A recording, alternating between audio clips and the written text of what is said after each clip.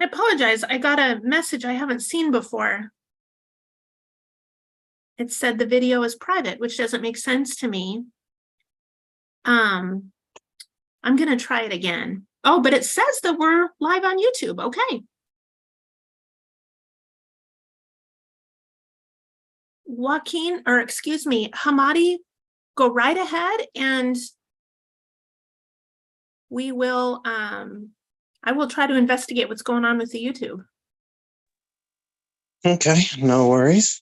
My name's Hamadi Jackson. I am the chair for the Human Rights Commission. I'd like to welcome everybody to this meeting, this Wednesday, August 9th meeting of the Human Rights Commission. I will apologize in advance. I'm having some camera issues, so I won't be able to join with the camera, and I'm fighting a cold, so I will be on and off microphone.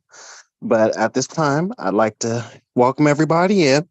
And if we can start the introductions, I just introduced myself, so we will go ahead and pass it around, and I will pass it to Laura.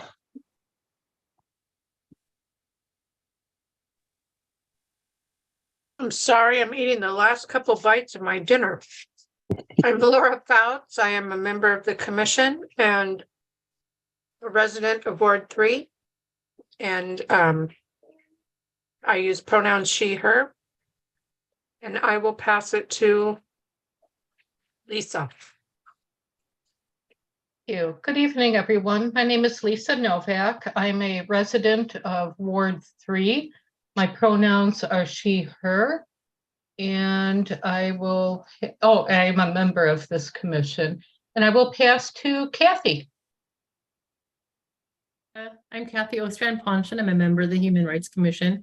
I live in South Salem. My pronouns are she, her, hers. And I will pass it to Greg.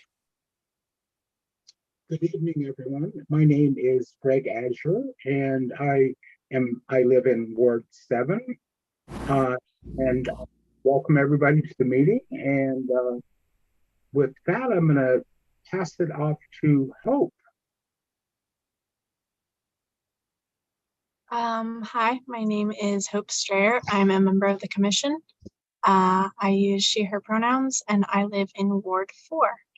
I am going to pass it to Lieutenant Aguilar. Good evening. Hi, I'm Debbie Aguilar. I'm a lieutenant with Salem Police Department, and I'm the liaison between the police department and the Human Rights Commission. And I'll pass it to Joaquin. Thank you, Lieutenant. Good to have you back. Can everyone hear me all right? I'm calling in from sunny San Jose at a little bit of a family reunion. So nice. if you hear kids running around and screaming, that's fine. No, nothing's wrong. My name is Joaquin. I am a member of this commission, and I am a resident of Ward 8. And I'm happy to be here. And I will pass it over to, she's still joining. Maybe she's joined. Kelsey, are you there? I am. It looks like something has happened with my webcam. I'll figure that out. Hi, everyone. My name is Kelsey Murray. I use she, her pronouns. I live in Ward 4. And sorry, I am late. All the things needed to update on my computer. Who hasn't gone?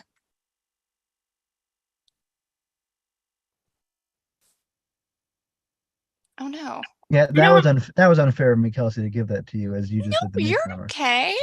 It looks like Robert Linnell and maybe that's it haven't gone. So. All right, let's go, Robert. Hello, my name is Robert Marshall. I work with Community Action Agency. I am the Grants and Development Specialist there, and I am interested in joining the commission. And then I will pass it off to Linnell. Hi, I'm Linnell. I live in Ward 1, and I'm the program manager at Safe Sleep United Women's Shelter. And I'm also a huge supporter of the work you all do. So I sit in as much as I can. Thank you so much. This is Gretchen. I think maybe Kathy needs to say hi. I went already. Oh, sorry. Hello. Oh, sorry. Well, maybe it's me. I'm Gretchen, and I'm staff liaison to the commission, and I use she, her pronouns. All right, I think that's everybody in attendance. So I'd like to welcome you all again and thank you for being here. At this time, we're going to go ahead and move on to our public comments if we have any. So I guess our two guests, if they would like to speak at this point, we will go ahead and let them take part.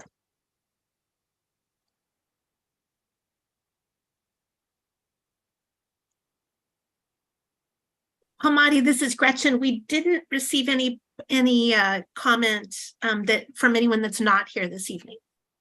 Okay, thank you very much. All right, so I guess we will go ahead and move on to our consent calendar and the approval of the agenda and the minutes. So does anybody want to move to approve?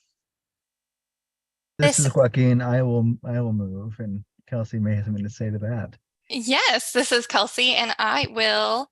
I move to second. I don't know what I'm saying. I seconded. Thank you. So all in favor of the approval of the minutes?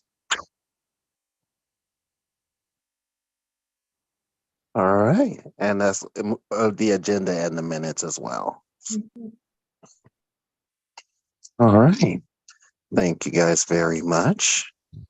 So some action and discussion items, our bias crime report, and welcome back, Lieutenant Aguilar, if you want to go ahead and give us that.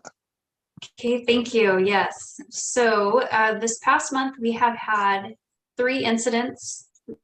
2 were bias crimes. 1 was a bias incident. The bias incident occurred on July 13th, and it was in South Salem. And it was in an apartment complex, actually at the pool. There were several residents in the pool, and an argument started between the residents. And during that argument, one of the residents used some anti-Black language towards the other resident. So no crime was committed, but we were contacted and we did document it in a bias incident report. The other 2 are bias crimes, with the first one happening on August 3rd in Northeast Salem.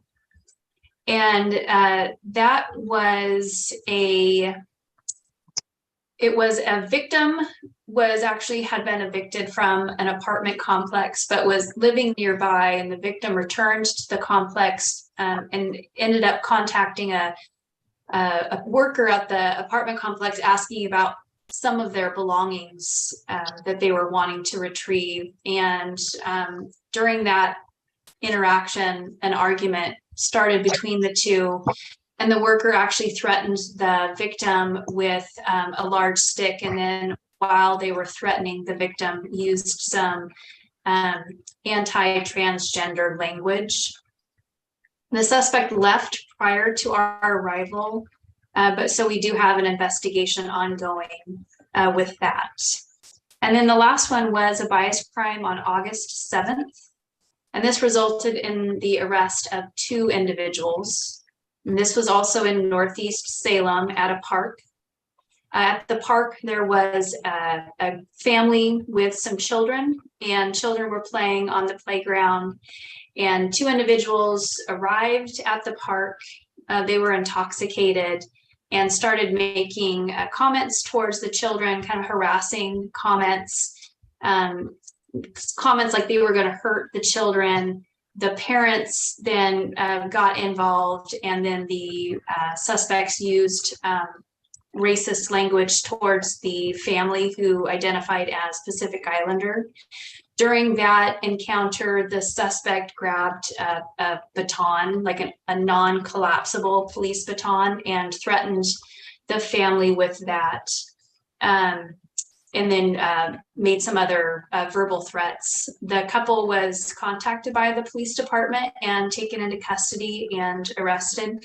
The couple also, so the officer who made the arrest, the couple actually, the suspects, it was an adult son and mother. The suspects actually made racist comments towards the police officer as well, who's one of our Block police officers. So that did result, like I said, into us arresting both the adults in that case. And those are the 3 that we have documented right now. All right, thank you for that. Any discussion or questions from the commission? No, and at this I have time, one, Hamadi, if that's all right. yeah, go for it. Thank you, Lieutenant, for that. I asked this, I think, last time, but neither Lieutenant Gale nor yourself were here. Is that right, Gretchen? Just as a matter of Yeah, that's right. Neither lieutenant were able to be in attendance. That's right. And the question which I'll pose to you now was this: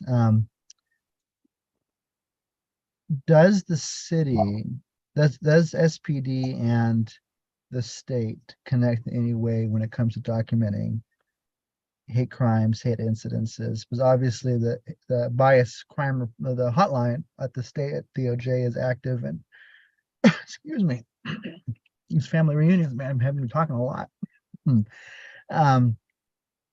And they're active, and we see a lot.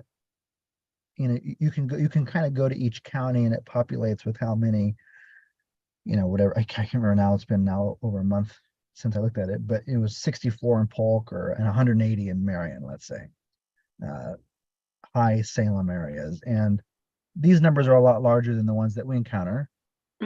And so I was just curious if there was any cross-pollination, any data sharing that you were aware of that might help us make more robust recommendations and have a better understanding of the landscape. So I'll leave it there and ask if that's the case. Yeah, that's a good question. So I used to sit on a committee that met, used to meet every month, and then it met every quarter. That was, it was organized by the individuals who run the bias crime hotline. And so at that meeting, we did share, so we would talk about trends we're seeing, or I would talk about trends that I'm seeing in Salem, whether those trends matched what the general Oregon was seeing. So we would talk about that. Unfortunately, that group doesn't meet anymore. So we don't have a lot of that direct connection. Now we do still have a connection in that they have my number. So I do every once in a while get a report from them on if there's a particular case gets called in that they have a concern about, they want us to know about. Sometimes they do have people who call in to report who are interested in speaking with the police or finding out what the police could do about their particular situation. So the hotline will call me to get a sense of what would happen if the person wanted to go forward with some kind of report. And then of course, the hotline does offer a law enforcement toolkit. So there are some educational opportunities for us on how do we better investigate bias crimes? How do we better interact with the community, you know, more trauma informed, things like that. So there is some interaction. I think the goal of the hotline is to have more interaction, like for them actually to provide training for police departments on these, you know, investigating and interviewing and interacting with the communities. So I guess it's kind of a long-winded answer to say, yes, there is a relationship, not necessarily like weekly or monthly contact, but there is some kind of information sharing that does go on. Thank you. And my follow-up to that would be, I think we kind of floated the idea last time about, you know, we can see Marion County or Polk County or whatever, but is there a way, in your opinion, that I know you're not from the state, but where we could have city data from the hotline calls they're getting, just to kind of see Salem specific data? Is that conversations you've heard or been a part of or heard of or anything like that? You know, I haven't. I can reach out to the hotline to see if that data would be something, would they be able to get down to that level? Or is that something, because I don't remember. I know it is pretty generic, like county. It's large areas, and I don't know if they would drill down to, is it within the city, what cities? But I can certainly ask them if that would be something that the Human Rights Commission would be interested in. I can send her an email. Yes, thank you, Lieutenant. We appreciate it. I want to quickly say thank you too, because that was on my task list from last month that I didn't get done. So thanks for your help. All right, yes, thank you for that, and thank you for the question, Joaquin. At this time, I want to ask Gretchen, did City Hall, or did they get any complaints or anything? I know I skipped that last time, so I wanted to make sure I included this. Oh, thank you. I appreciate that. Yeah, we got 2 in the last period since we met last, and both related to people who have disabilities. In one case, a person was looking for help with requesting accommodations at their rental unit, and so I provided information about the process for doing that. And then in the other case, a community member reported in that they didn't think that the process for welcoming in service animals was correct at a place of public accommodation, so had points of clarification and discussion with the place of public accommodation to confirm an understanding of service animal rules. And those were the 2 that came into our office during the period. All right, thank you for that. Were either of those ones that we should follow up on, or are they pretty much resolved at this point? I think both look resolved. Yeah. Okay. Okay, good to know. Thank you for that, Gretchen. Yeah. At this point, we're gonna move. I'm trying to talk louder. My throat is trash. So if you guys can't hear me, by all means, tell me to speak up and I will do my best. So at this time, I'm going to move on to our community belonging survey and the upcoming city council. So I know Commissioner Murray had sent me over a couple things that she wanted to bring up. So I'm going to go ahead and put her on the spot. Fair warning, Kelsey, this is the first or 2 times I'm going to put you on the spot tonight. So I will go ahead and ask you if you want to go ahead and share those with the rest of the commission. Yes, let me open those because I don't have them open. Put me on the spot, like you said. Let's see. Okay. So some questions that I had. So background. So I read a book recently by Aubrey Gordon, who is in Oregon, about anti-fat bias, and it made me think. So one of my questions was, so chapter 97 was recently updated, obviously, to include housing status. Was there any other identities that the city council would hope to also be added? I'm thinking of like body size. There's only, I think the book listed like just a couple of cities in the country that have body size as an identity that it is against rules, against policy, law, whatever, to discriminate against. I think that would be interesting to look at. The next one I had, housing is increasingly becoming more and more unaffordable, which will only increase the number of our neighbors who are houseless. What is the city council doing to ease the struggles of paying for a place to live, but to also support our houseless neighbors in finding stable housing? And then a broader question is, what are the top DEI, diversity, equity, and inclusion priorities of the city council? That was it. Thank you for that. Now, I have a rough outline, just like a guidance piece provided to me, which once again, Gretchen is amazing. Thank you for that. So I have a format already laid out. I will be tweaking it and including the things that we agree on that we want to be presented. So the reason that I asked Kelsey to go ahead and read those is because I wanted everyone's input on, is this something that we want added, or is it something that we want to defer? I leave it up to you guys because it's not just what I want to say. So I want to know what you guys think about it as well.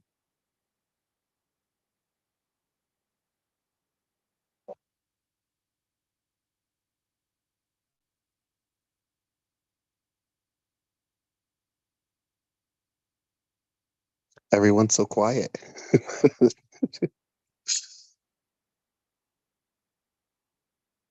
Okay. Well, I don't, I don't know how to take that, guys.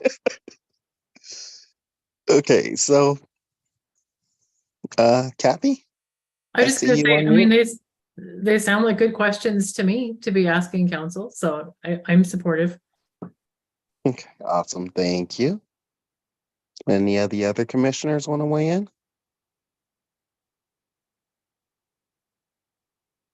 I agree. I agree with Kathy. Yeah, I think it was great stuff. So I would say to include it. Okay. So what I'll do is, along with what we already have, I will go ahead and see how I can work those in as well, and then I would invite you guys to also come to Commissioner to Joaquin's group as well, his task force. And so at that point, I will be able to provide some type of rough draft working copy that we can also tweak at that point too. So that way it's a work in progress up until the point of delivery. How does that fit? Good. This is Gretchen. Just for a point of clarification, to make sure folks saw in your email packet, the document that Hamadi is referencing was an attachment, it was a draft, and it follows the format of other documents that go into the city council agenda. So I would imagine the document, you could add a section in that facts and findings section that says the commission has some questions for city council, and then pop in those questions. I would imagine that might be how that could fit. And Hamadi, if you like, I can make the edit and send you a revision to work from if that helps you. That would be amazing. I know you have a lot of things on your plate, so if you don't have the time, I can definitely do it, but Oh, that would be yeah. amazing if you would. Copy that. You bet. You bet. Okay. So we have that, and I'd like to open it up once again. Is there any other input from other commissioners, that things that they might want to see, things that we might need to discuss? Or... Hamadi, this is Kathy. I had a couple suggestions for the draft report that Gretchen sent out. Okay. Would you like me to go ahead and share those? Please do. And I do have it in front of me. I apologize for anyone who doesn't, but I'll try and specify. Let's see, under the facts and findings, kind of at the bottom, it talks about 3 things that the Human Rights Commission will be examining to focus on for the new year. And the first one just says hate crime, the kind of heading is hate crime. And I think it's getting at the discomfort people have with reporting hate crimes to the Salem Police Department. And so I wonder if we couldn't just make that heading a little more specific, that it's not the hate crime itself that we're going to be exploring, it's the reporting of the hate crime. And Gretchen, let me know if you have any questions about my comments too. Thank you. Yeah, I think I'm tracking reporting hate crime to law enforcement. Would that be an example of an edit? Yeah, to me that gets more to what we'd be looking at. It's not hate crime itself, it's the reporting structures. And I didn't know if it was specifically law enforcement, or like, I know people talked about alternative options, and we've talked about people can report to the Human Rights Commission, but with, of course, limitations, because we can hear information, but we can't in any formal way receive a criminal report, of course. But we can listen and encourage people to reporting in or something like that. So I didn't know if it was specific to law enforcement, or if you'd want just reporting hate crime, and then, whether they report to the state hotline or call in to the mayor's office or call into the police department if there's thoughts there, or if we want to focus in on encouraging people to call law enforcement specifically. Thank you for that. If I'm remembering correctly, we did bring up also reporting people feeling discriminated against in healthcare, like for them receiving care and how they're being treated. So I think if we could not focus it just on crime specifically, but on like try to leave it broad so that way we can include that as well, because I know that is a big thing and I don't want to leave that out at all. Marty, this is Gretchen. That's a good point. Would that fit under number 3 of welcoming spaces? I would think that would fit more in reporting, because people don't, Copy. if they don't feel if they don't feel comfortable enough to report it, then that's a problem. So I see what you're saying. I think what I'm hearing is we want people to feel comfortable reporting, whether it's discrimination they're experiencing in a medical setting or a hate crime in a neighborhood. We want people to be able to report comfortably and talk about those things to people who can take action. exactly. Okay. Because one of the things that I like to tell people is I can't do anything if I don't know about it. So, Copy. Okay. okay. Well, thank you, Kathy, for that. Actually, I have a couple more. Do you want me to keep going? Oh yeah, go for it. So on number 2, it talks about the sanctuary city, which was an idea. I was not at the last meeting. I did watch it back after the fact, but I know there was some discussion. On the other hand, maybe it was at the task force meeting. There was some discussion about the sanctuary city idea. And the way it's phrased on the report is exploring ideas for assisting Indigenous community members to fully experience being welcome.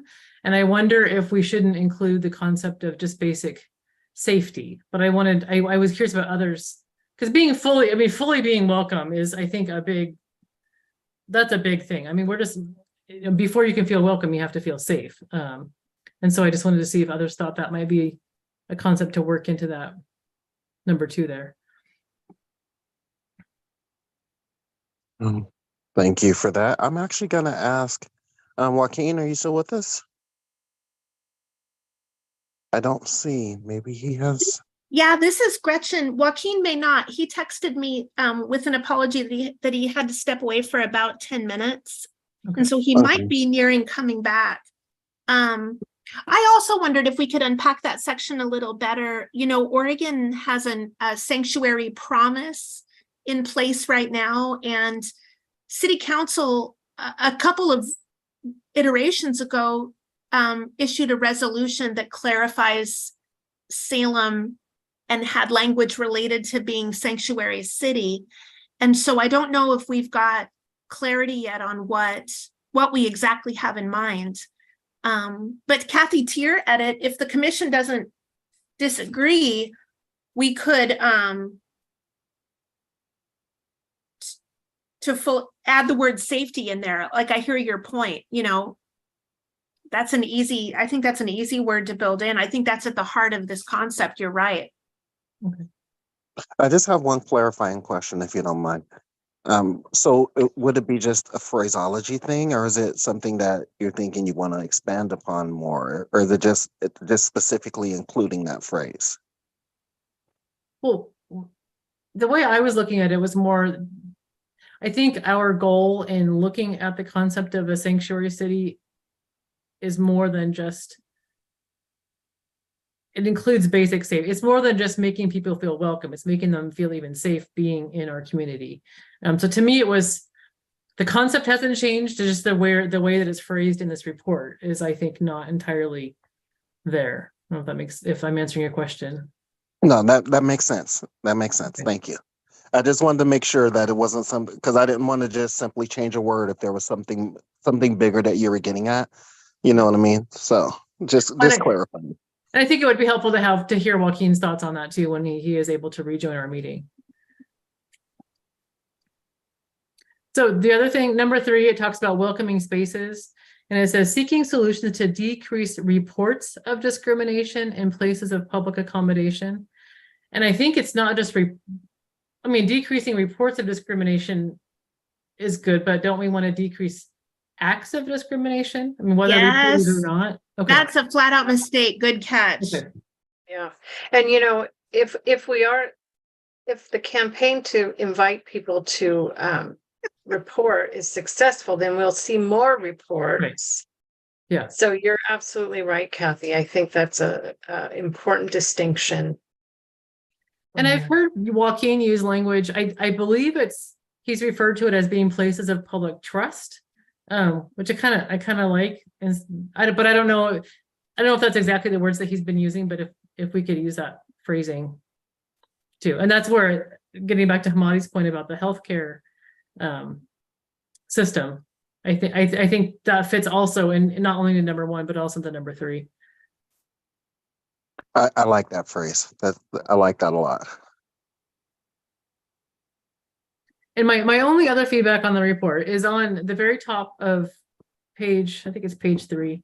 It mentions some of the other priorities that the commission is working on, and it mentions Transgender Day of Remembrance, but I feel like there's a couple other things that we could mention. One is we're looking at better ways to engage with the community, which could include the monthly column. I know there hasn't been a formal decision on that, but that's one of the things that we've been looking at. And also, and maybe this is too much, but I wonder if do we want to say something about monitoring the impact of adding housing status as a protected class to Chapter 97? That's one of the things we're interested in, is seeing how that plays out. So I don't know if that's something we wanted to add to the report or not. I see Gretchen nodding. I have one little screen with all these windows up, so it's hard for me to see. I like that. At this point, I want to ask any of the other commissioners their opinions on this as well, or if anyone has any other opinions.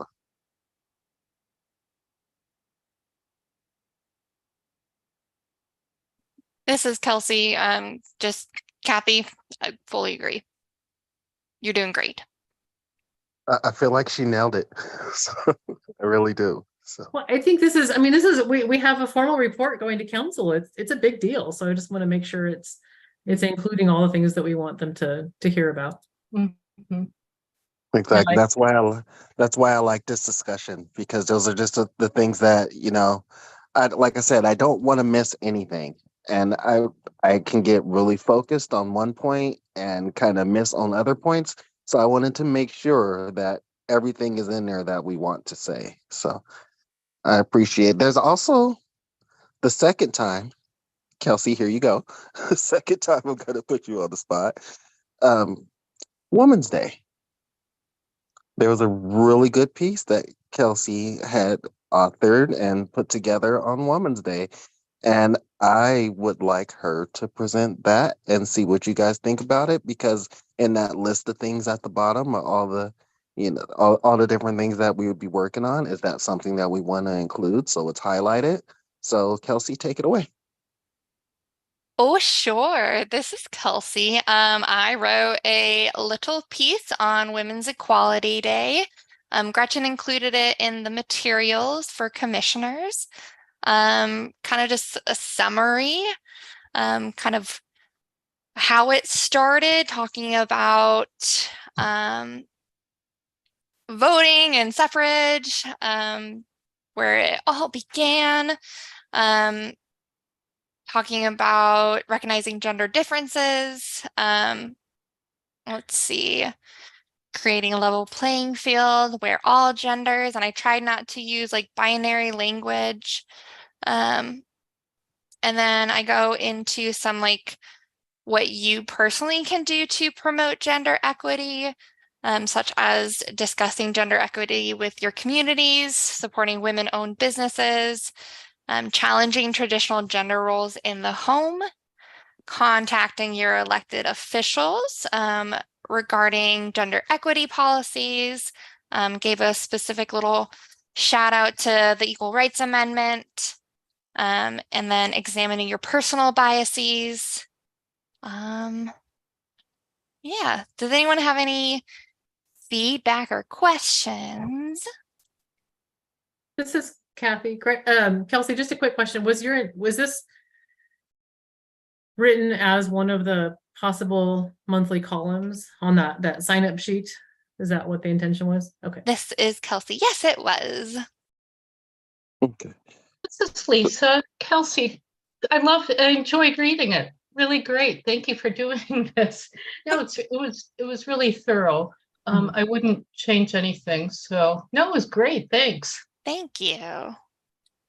This Now, but- information, I could also add another purpose was, I think we had it in mind for the August communication that would go out. You know, we do a monthly communication. Mhm. And if folks were okay with that, we'd put it out to the group that we email to every month. And I felt it was important enough to maybe have, because I know our time is going to be limited when we're speaking with the council, but I felt it was important enough to maybe we could have a tagline. And I know that there's going to be some things that we include to send over to them. Maybe send them a copy. I mean, it was excellent information. I just thought it was something that should be recognized. This is Gretchen. One idea of how to do that might be building upon Kathy's suggestion at the top of page 3, when we talk about other things we're doing, we could say we also, you know, like Kathy had said, we produce a monthly communications piece. For example, in August, Women's Equality Day, and then it could be, the piece could be an attachment, so folks could read it in its entirety as well. If that makes sense. That's actually what I had in mind. Great. But yeah, like I said, I just felt that that was important enough to not be excluded. So I wanted to make sure that it had its own, it had a place in what we were presenting, if you guys are okay with that. Okay. All Thank right. you. Yeah, no worries. I told you I was going to put you on the spot. All right. So I'd like to ask, is there anything else, anything further that we'd like to talk, or Kathy, did we hit all your points? Yes, yeah, we went through all my points. Thank you. Okay, no worries. No worries. Is there any other members that would like to comment? This is Greg. Just in covering, trying to catch up on some things, but we're really, I think we have a good direction we're headed in. I love the article that, you know, the educational responsibilities we have with the commission really need to get out there. So I think continuing that and then really getting more people interested in writing articles. I'm thinking coming up in my world is Indigenous Peoples Day, and I'll be looking at maybe putting something together for that time frame. It's October 14th, so that's something we'll have to look at next month too, and maybe have something to review for the commission during that period of time. But I really think enlightenment and education is one of these roles, and bringing forward particularly because as a country and a nation, a city, is we're recognizing more of where the disparities have been at and the oppressive kinds of things that we need to address more directly. And Women's Equity Day certainly fits in that mode. You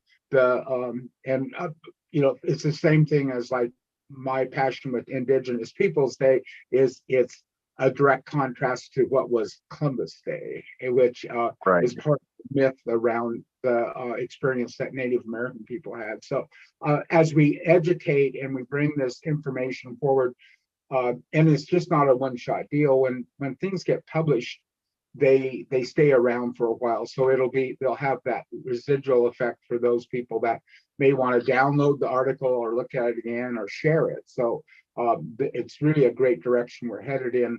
So thank you, Kelsey, for your great writing skills. That's all I had to say. Thank you for that, Greg. I would actually pose a question to you, if you wouldn't mind. Would you mind writing something yourself around that and maybe submitting it over to Gretchen so she could disseminate it to us? I would be great. I would be like really happy to see that, because once again, I want to learn everything, and it is our job to educate people as much as it is to hear complaints and problems and that sort of thing. So if you would be willing, that would be amazing. Oh, certainly. It's really the area I work in and have worked in At one time, I was competing with Gretchen for that position that she has. We talked to each other. We were the last two to be interviewed, so or we were the last round, I think, something like that. But anyway, I have a real passion. That's why I'm working this now. But part of what I do is I am the tribal recruiter for ODHS. And at the time I had applied for the position, I was the civil rights manager for ODOT. So I have a lot of experience in that area and a lot of material to draw from. But in the case of like Indigenous Peoples Day, it's not just education, it's re-education or on educating people, because so much of what we know is a myth around the history, particularly with Indigenous people, but also when you get into even gender equity or Women's Equity Day and those things, is there's just Hollywood and news media, TV or whatever has, educated people in a wrong way around these things. So I think as we push back and we bring the efforts forward that we can do as a commission, then we're making a small dent in some of that. But I think for our city, because that's our sphere of influence now, is we can do the best job we can because there's no one else doing it on just bringing this information forward. It's information that may be contrary to what somebody learned in school about Thanksgiving in the case of Native Americans. And the same thing with equity rights all across the board, and anything that's oppressive to people, what almost people are facing right now, and the people don't understand that, and so I think those are the roles that we play here too. So anyway, that's, as we natives say, that's all I have to say. Well, thank you again, Greg, for that. I think that's super important, and I look forward to seeing what's submitted around those. And then once again, for any of the commissioners, this is what we do. So if you feel that you want to write something, by all means, please do. So, okay. So with that being said, I'm going to do something a little different. We also have Linnell and we have Robert, and we look like we got Joaquin back. So I'm gonna backtrack a little bit to section 2 of the guideline written by Gretchen and sent out. There were some questions that we had around language, around including safety. I'm just trying to catch Joaquin up a little bit. So we were all curious to see what your input was on that. So I'm going to pause it, and then I'm going to move forward a little bit differently after we hear from Joaquin. Including safety for what? I'm sorry, could you say that again? Okay, so did you receive the handout from in our documents? I'm sure I did. I as I said, I've been on vacation, and I have not had a chance to read every email that Gretchen has sent me. And God bless her. I do usually. She knows that to be true, but I have not this week. So would you mind just filling me in real quick? Okay, let me pull it back up here. Keep in mind, I'm also going to be attending your task force as well, so we'll go back over this at that point as well. But in section 2 of the outline that Gretchen had prepared for us to present to the council, there was a section there that dealt with, and now all of a sudden my phone doesn't want to pull it up. Oh, I don't want to get it wrong. If you don't get it, I have it up if you are. Are you referring to the report that she prepared for council? Correct. It should be 3 pages. I did read that. Yes. I'm sorry. For some reason, I'm stuck on page 1 and it will not show me the other pages. I didn't know what you were referring to. I apologize. Yes, I did read that, the report that she prepared. Are you referring to the sanctuary? Correct. And Kathy brought up the point.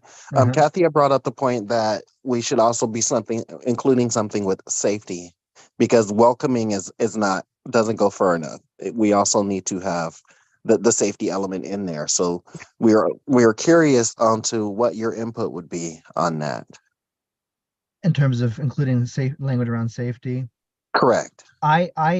That rings absolutely true for me. And if you remember, for those of you who weren't there at the commission, the committee meeting last month, we had a long discussion around public safety. So a lot of the feedback that we got in the survey was around trust with law enforcement and government officials kind of broadly. And in fact, the sanctuary status conversation and the language around sanctuary in part stems directly from that. The idea that folks who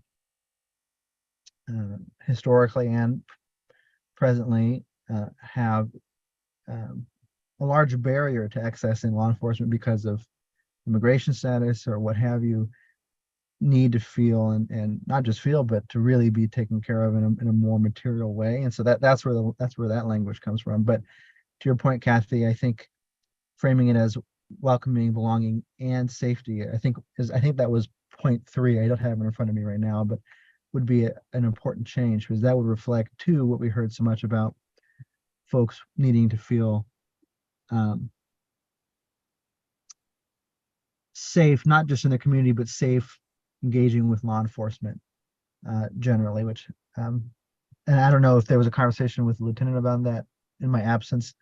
They decided to do the family picture right in the middle of the meeting. And so, so I had to step away, and so I apologize for that and for missing that conversation. But yeah, I mean, I would generally stand behind Kathy's comments. Was there something more particular that you were hoping to get from me, Hamadi? No, I like your voice in general, especially around this topic. And so I'm sorry, I don't feel right if we don't get your input. So, That's so sweet of you. So yeah, I mean, I think I think that's a really important part, especially I think it was Zeke too, who had a lot of good language around this question in particular, and they were sharing that, you know, bolstering our relationship with the police. Obviously, we have a liaison who's kind of permanent staff at the commission is fantastic, but growing that, being more specific about that, and to bringing those ideas around policing and community safety to council and flagging those ideas to them, to council as early and specifically as possible is a good idea. And I think that's generally a good insight on Zeke's part, and one I would second here. So yeah, definitely including language around safety. awesome. I'm going to circle back to Kathy. Does that sound about right? I think so. I think Joaquin is talking about something broader than what the current draft of the report reflects. And so that might be something that we want to talk more about at the task force meeting, just to make sure it's fully capturing the idea, you know, so that we're not presenting something to council that isn't quite what we've talked about. But yes, I mean, that it gets at my comment. I feel like Joaquin maybe has a little bit more feedback on that language in the report.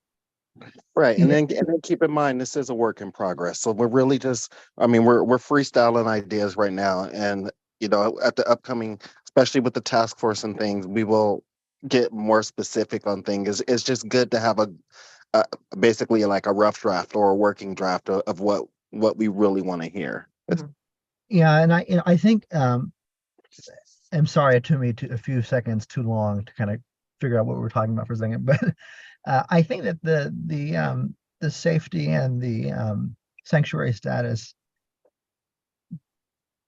pitch to council should be coupled together, and I think that that's different than what we're talking about on the third thing, which is the welcoming bullet. No, this is just the second thing that we're working on. Exactly. And so I think, and so, for example, I think that the third bullet, which is what kind of precipitated this conversation, which was the welcoming. Let's see if I can toggle over to it fluently enough to make it okay. It says welcoming spaces, seeking solutions to decrease reports of discrimination in places of public accommodation. This was one of the big things we learned adding place this year, place of discrimination, which was that a lot of the discrimination that folks report to be experiencing happens in what I would call broadly places of public trust.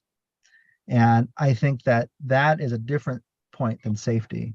That the fact that a lot of folks are experiencing discrimination or report experiencing discrimination in, you know, parks or the streets of Salem, or, I think government offices was one of them, or, when engaging with representatives of the city and the state, that's a huge problem that council needs to address as quickly as possible. And that is deserving and different from the public safety comments. So if that wasn't clear in my original comments, I'd like to make that clear now. But yeah, thank you.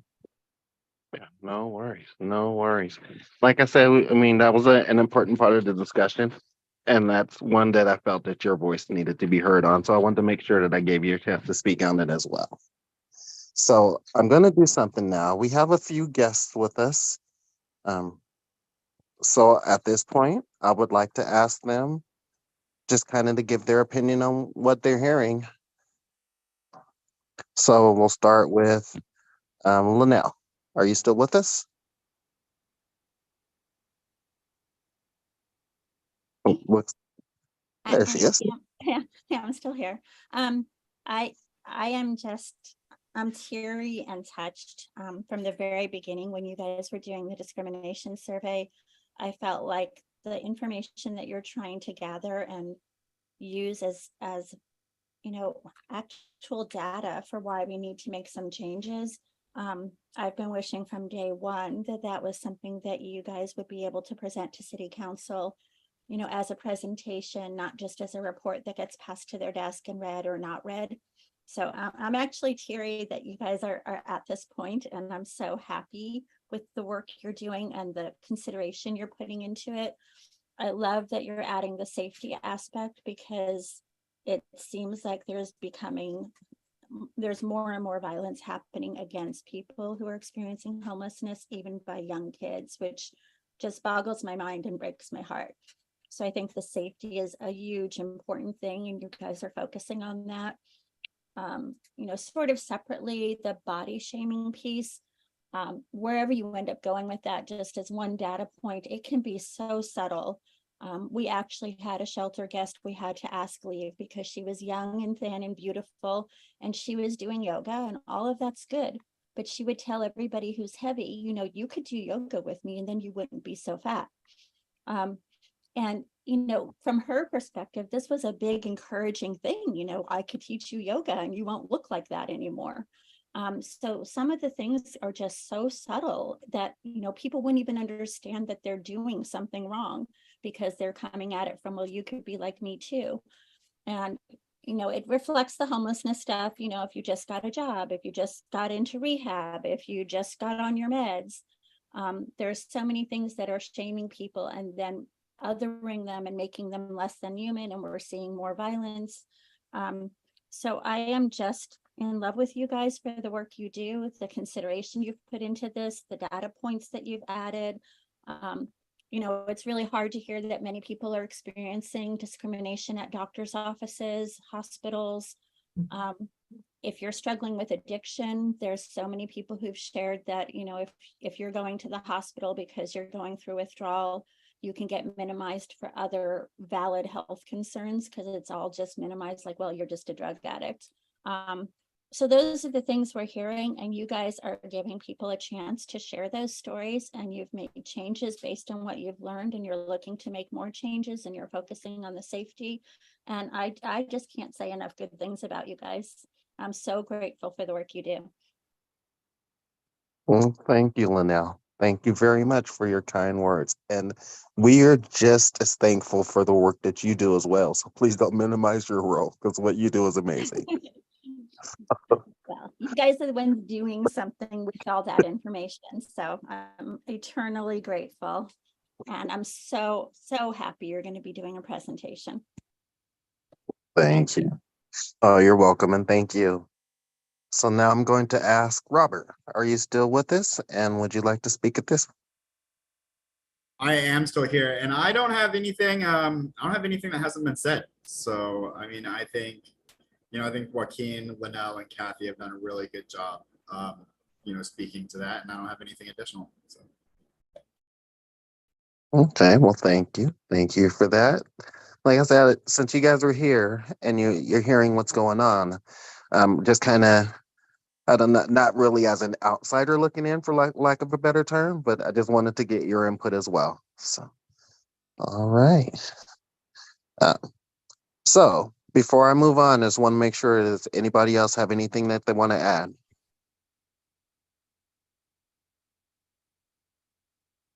No? Okay, so then I'm going to go ahead and move on to our task force and project updates. So Joaquin, if you want to take it away. Sure. A lot of folks were there at my task force meeting. We had a really lively conversation a few weeks ago at the, wait for it, Community Engagement Task Force, officially named, officially rebranded as such. And I was really grateful for everyone's engagement there. And I know Hope was there, Hamadi was there. I think Lisa, you were there too. Yeah, Kathy, everybody.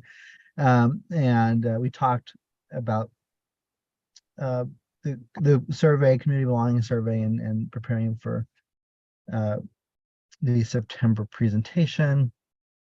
We spent a lot of time talking about the monthly column and kind of some more of the journalistic ethics around bylines and things of that nature. And I think we arrived at a healthy place there. And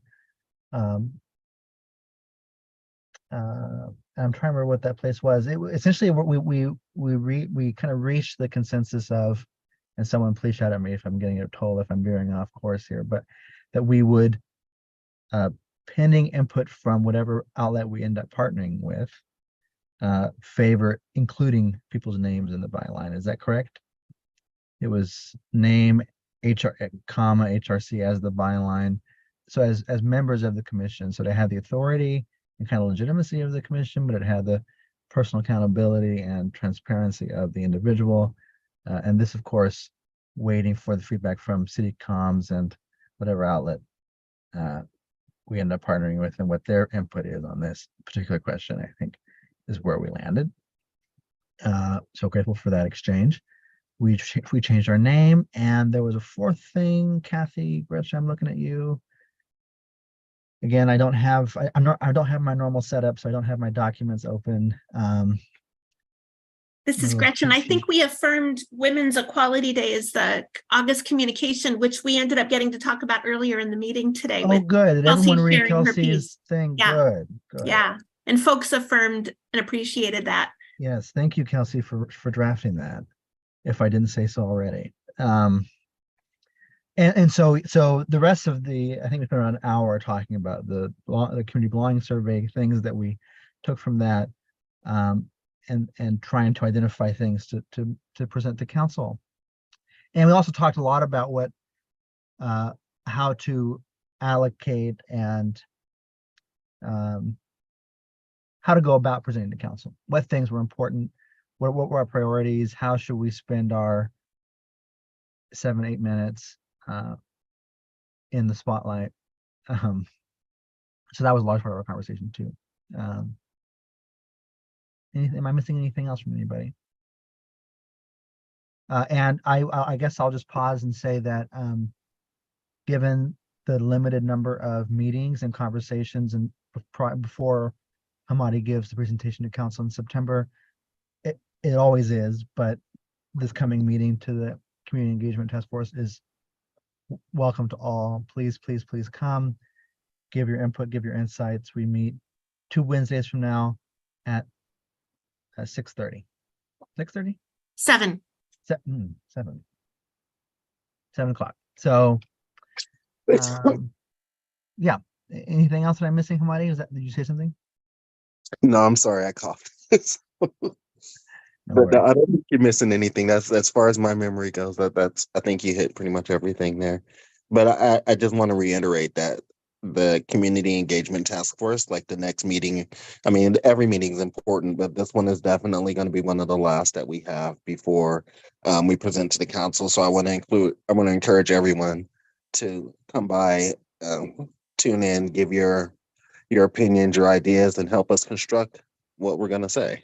So it's one not to be missed. All right. Thank you, Joaquin. And now I'm going to ask for the LGBTQIA plus Intersectional Rights Task Force and Commissioner Murray. Awesome. This is Kelsey. So Joaquin, you were all, so many people came to our meeting. Well, it was just Gretchen and I, so we just hung out. It was great. But we were able to talk a lot about Trans Day of Remembrance. That is happening in a couple of months.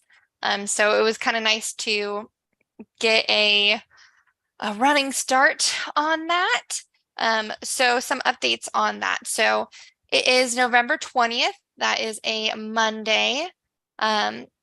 Would love if y'all go ahead and mark it on your calendars. We do not know the time or location yet. We are kind of brainstorming some ideas. So as soon as we know that, we will get that information to you, but it will definitely be on November 20th. Joaquin has been really great in, I emailed him and asked for his help creating a pronunciation guide, because some feedback that we got last year was that, because unfortunately a lot of the names are Latinx or Portuguese from Brazil. Some of our readers had difficulty pronouncing the names, so Joaquin is going to help us with that. So I'm very thankful for that. If you or anyone you know would be interested in being a reader, which is folks who just read the names of those who we have lost over the last year to anti-trans violence, please let myself or Gretchen know. And we will mark you down and get you more information on that. Let's see. I think that was kind of it for Trans Day of Remembrance. Our resource list for LGBTQIA plus organizations in Salem has been updated on the website. So that went live, I think like 2 weeks ago. And let's see, kind of outside of that, I was on Canva and did some stuff. So I made a poster and also a handout that I thought could be like wallet size. The idea that I had in my brain was posters. We can put those around the community. They have QR codes as well as the City of Salem website. So you can scan them or go to the website or call to learn more about the commission, but then also to file a discrimination complaint. Something like really basic. So for the wallet cards, I'm thinking like Linnell, that would be really easy for your folks to like hand out. It doesn't take up a lot of space. And so this would kind of raise an awareness that like the city has a commission, but then also raise awareness of that complaint option. I love that. Yay. I would totally love that. Yay. Okay, good. Because like we were saying earlier, we see an increase in complaints that is most likely a good thing because people feel safer and they know about the complaint process rather than just not kind of not doing anything. That sounds wrong. I can't think of better words. So input, feedback, if you would like to, I just created those. This is Kathy. I think they're great. Such a simple thing, and we can put them anywhere, and it's gonna make things much easier. So thank you, Kelsey, for doing that. Of course. This is Lisa. Thank you, Kelsey. Yeah, I was really impressed when I saw those. Great job. Thanks for doing that. Yeah, I love the QR codes. That's perfect. I'm a big fan of QR codes. Yeah. No, I thought those were exactly what was needed.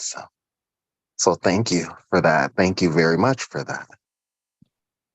And I didn't mean to cut you off. So if you have more, no worries. No, that was it. Thank you, everyone. I really appreciate that. So Gretchen, I don't know if we can talk about it. If we have some funding for posters or whatnot, we can talk about the logistics. Yay. Yes, happy to get some prints done of both of those pieces. Well, thank you, Kelsey, and thank you, Joaquin, for those updates. And so now I'm going to go ahead and move forward to our equity ask and staff update section. So Gretchen, I'll turn it over to you. Thank you. This is Gretchen. I think I've got like five brief things. The first is just to let everyone know that Commissioner Susan McNaught decided to resign. Susan's had a lot of things coming up and she's been feeling really busy, and we made sure to make sure she knows she's always welcome as a guest, or to come back as, however she wants, but she's resigned, wanted to let you know. Also, I had input from a member of the commission that believes they're entering into a regular conflict with our meetings being on Wednesdays and would very much like to continue, but wouldn't expect everyone to change for them if it doesn't work for them. And so wondered what folks would think about a poll to check if Thursday evenings would work better or be possible, or Tuesday evenings. And so I thought I'd pause here and see if folks wanted to talk about that, or if you'd like me to, I could send out a little schedule, a little thing to invite your feedback and try to test, like, first Thursday, second Thursday, third Thursday, and just try to get a sense of if there's a Tuesday or a Thursday in the rotation that might work for folks. And I guess any objection if I poll that? I would think me. Yeah, I would think that'd be a good idea, just because of the fact that the people that we don't have here, I want them to be able to give to weigh in on it as well. Okay, thanks. Great. Watch for that. I wanted you to know, kind of circling back over to the equity asks part of the update. The city recognized an established now definition of equity in two foundational planning documents. One is called Our Salem and the other is the Climate Action Plan, that are both documents that have been adopted or approved by City Council, and both had included community input in the development. And so they have a common concept around equity. So I wanted to share that, and I can also email this out to everybody too, but it reads as follows. What do we mean by equity? Equity means all residents have the opportunity to participate and thrive in an inclusive society. This requires rectifying unequal access to resources and opportunities caused by historic and current systems of oppression and exclusion related to race, income, ability, gender, sexual identity, and other factors. An equitable community overcomes disparities by providing increased levels of support to community members based upon their needs. In Salem, it is a priority to advance equity in decision-making processes and the outcome of those processes, including policies, investments, practices, and procedures. So I just wanted to share that, and I'll also email it out. I can pause there in case there's anything before I move to the next piece.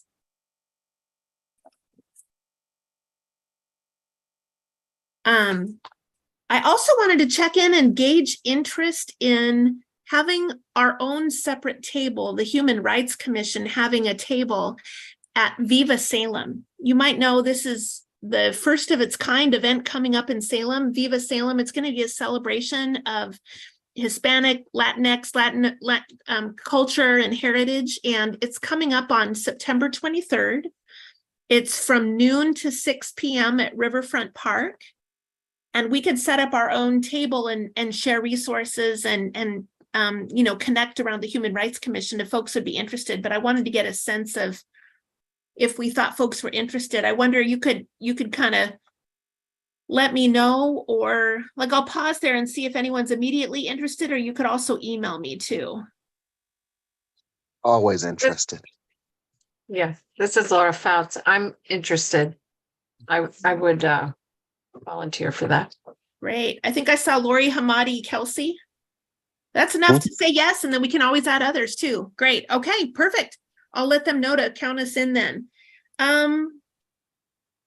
Oh, and then the last thing is I just wanted to circle back on something we talked briefly about a couple months ago, which is the re-establishment of an event that had concluded for a few years. Some of you might remember in Salem's history, there was an event called Salem Speaks Up. It was in recognition of the annual Human Rights Day, which is an international day that relates to the United Nations, and it's on December 10th every year. And in the past, in Salem, community members and community organizations had organized the event.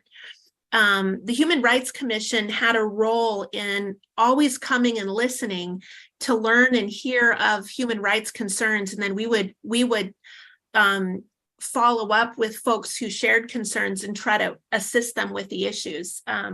And this year we've been asked to be in more of a planning or convening role. And there's a number of people around that planning table from community groups. So just wanted to remind you of that. And so the event would be December 10th. And I wanted to check in and see if there's anybody on the commission who'd like to sit in on an initial sort of scoping conversation or planning meeting with a couple of other community members. I'll be there too and happy to do the legwork, kind of the logistics work on it, but just wanted to extend the invitation because there may be a commissioner or two who'd like to help with shaping that. So I haven't yet set the date for that group. I can work around the schedules of those who are interested. So if you think you'd like more information or you're interested, you can let me know now or later. Kelsey saying yeah? Copy that. All right. Lisa, I'm interested too. Sweet. Okay, Lisa, Kelsey. Gretchen, this is Robert. You can send me the information. I'm definitely interested as well. Copy that. All right. And I am definitely in.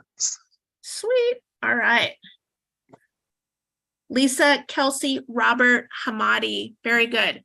And everyone will get the invite. It's the kind of event that, I mean, unless we completely change it, is one of those events that's held open to the public, open to the community. Everybody is welcome to attend. And so everybody will certainly be welcome. So this will be for the kind of the scoping team that'll start planning out what that event will look like. All right. Thank you. That concludes my updates. All right. Thank you, Gretchen. This Hope. I was wondering if I could ask Gretchen something really quick. Go for it. Okay, Gretchen, can you send me the information for that event as soon as you know it? I don't know if I'll be able to attend meetings, but I definitely want it to be on the calendar. Absolutely. Thanks, Hope. Sure. And funny you bring that up, Hope, because now we're moving on to the community calendar. So. Fantastic. Here we are. We have new events and other events have happened. So on August 26th, Pride in the Park will be held, hosting live entertainment, food, and vendors. The night before, Salem Capital Pride will also be hosting Queer Movie Night in the Park. September 23rd, Viva Salem will be held at Riverfront Park from 12 to 6. We have people that are going to be there, and that's really exciting. This is going to be awesome. There will be a celebration of Hispanic culture and vendors from all over Salem. Then November 20th, the Salem Human Rights Commission, LGBTQIA+ Intersectional Rights Task Force, and members of the Salem community will join together from 7 to 8 and stream live on YouTube to remember those killed in the past year due to anti-transgender violence. So we have those. That's all I have so far, but it looks like we're going to have some more. So, yeah. All right. Thank you, Hope, for putting that together for us. And just to reiterate, the Transgender Day of Remembrance, I was actually fortunate enough to attend last year. It is very powerful, very moving. So it's something that I really like to encourage everybody to, if they can at all, if they can attend, if streaming on YouTube, to definitely tune in. It's definitely moving. Okay. So once again, thank you, Hope, for putting that together for us. Any questions, comments, concerns, or anything else that may have been missed on that section?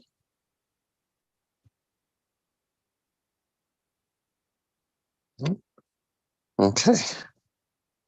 All right. So with that, so here's at this part, I had mentioned something to Gretchen that I thought would be really cool. There's other HRCs in other cities. I would like to get together with them. I would like to see if there's a way that we can host a conference or we can all get together and just kind of talk about the things that are affecting the other cities, see where we can get on the same page, see how we can work together and foster, like, I'm not sure how to really put it. I'm sorry, I got NyQuil brain, so but it's just a way for us all to get together and just keep moving forward. And so that was something that I had posed to Gretchen, and I thought it would be amazing. I just wanted to see what you guys felt about that.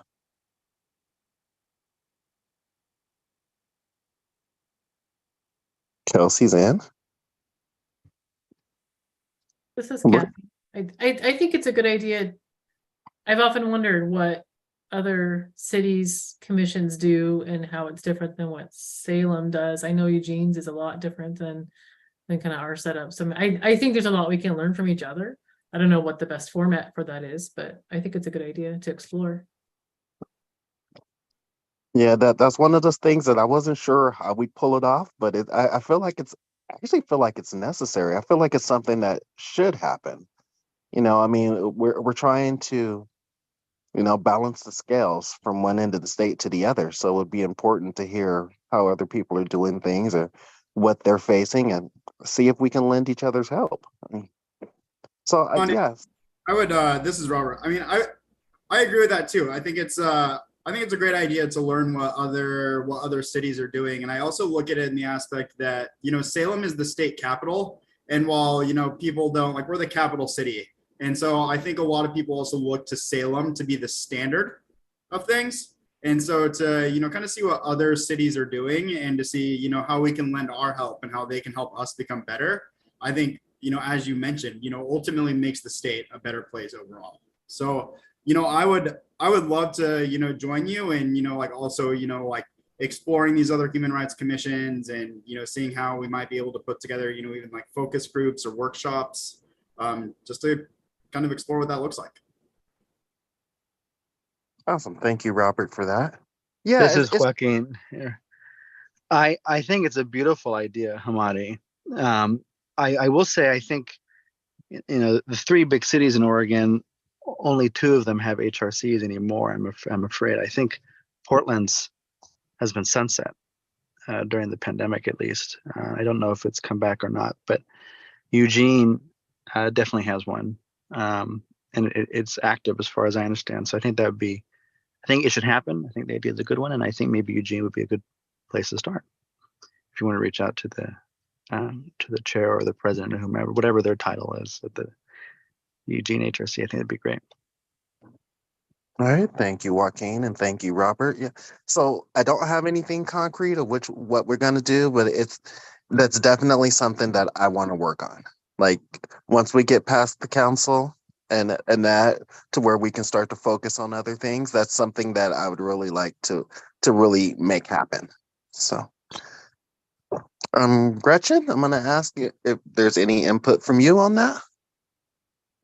Thank you. I think the next step while you're all kind of preparing for what would look next is to start refining that initial purpose piece. And I think you're probably almost there with some of the great phrases that you all just had. You could be writing out kind of what you hope your initial objectives are, because that would give us an entree to reach out to the other cities to say, hey, this is kind of what we're thinking. Write a basic kind of concept beginning. And so it would be a good place to start. And then we can start exploring what something like that would look like. All right, thank you, Gretchen. So I will start working on that myself and seeing how I will probably be leaning on Gretchen again because she probably has more information on other councils than I do. And if not, then I'll do the legwork myself and find that. So, but that's something that I definitely feel we should move forward on. So I'm gonna move forward now to any member remarks or announcements that I may have missed. Anybody that wants to chime in? This is This is Joaquin. Laura. Oh, go ahead. Go Sorry. ahead. Whoever just spoke up, do it. Go ahead. Okay, I was just gonna say, I wanted to thank Lieutenant Aguilar she invited members of the commission to attend the procedural justice class last Friday at the Salem Police Station. And it was a day-long training for the police officers there, and primarily the newer ones. And there were a lot of police officers there on their day off. So it was something that they were really invested in, and it's modeled after, well, so Chief Womack came from Stockton, California, and that's where the procedure, he brought that with him. I don't imagine that it originated there, but that's where he had come across it. And so he brought it with him to Salem. And it's really, it's just talking about, treating members of the community with respect and being, how do I want to say it? Not being aggressive, just treating them as your kind of your, I don't want to say customer, but in a way, it kind of is, but it's just treating folks with respect, listening to them,